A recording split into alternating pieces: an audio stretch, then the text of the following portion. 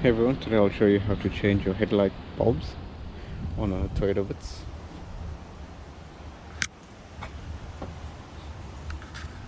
So I have seen some people do say to remove the bumper, but you don't need to do that. It's a bit tight, but I'll show you how it's done. This is how we do it in a workshop. We don't really waste our time pulling out a bumper. So what you want to start by doing is pulling out the connector here. It is a bit tight, so keep that in mind. You just have to wiggle it and pull this connector out. Next you have to pull this rubber grommet off the bulb. You might have to use a bit of force to actually pull it off the bulb.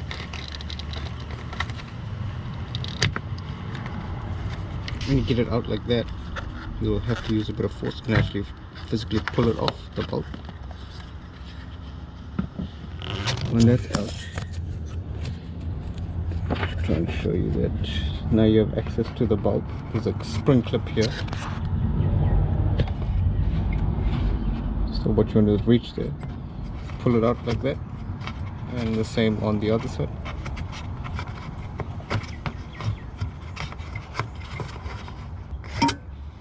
That spring clip there. Once that's removed,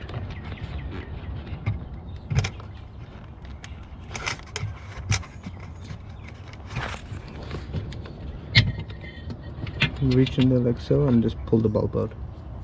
Take note of the orientation and how you'll put it back in there. You might see a little bit of this yellow stuff. That's fine, that's just grease that's put on by just to prevent corrosion on the connectors. So to reinstall it, like I said, take note on the orientation. Never touch the glass, never touch the front of the halogen bulb. Stick it in there. Make sure it's seated in there properly.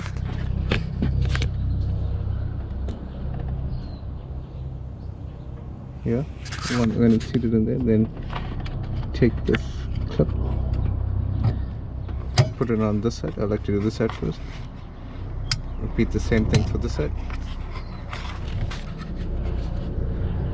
I'll try and get my light in there.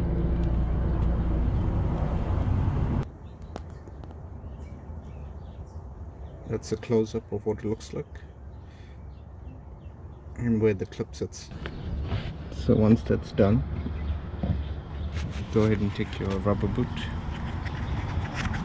You can push it out like so if it's easier for you to line it up initially.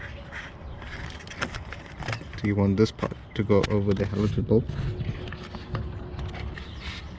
Try and slot it. Make sure you do this properly, otherwise you'll get condensation in your headlight. Slot it neatly over the bulb. Make sure it clears all the connectors.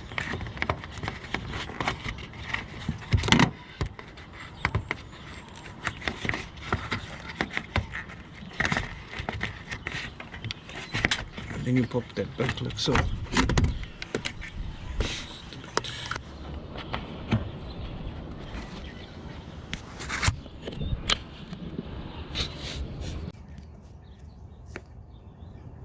And you're all done.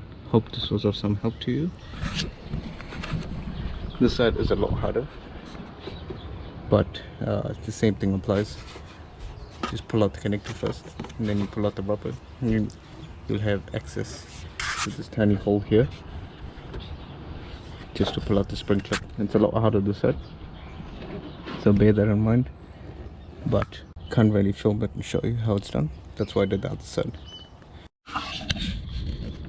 You've got all that put in place. Now you can go ahead and put your connector back in.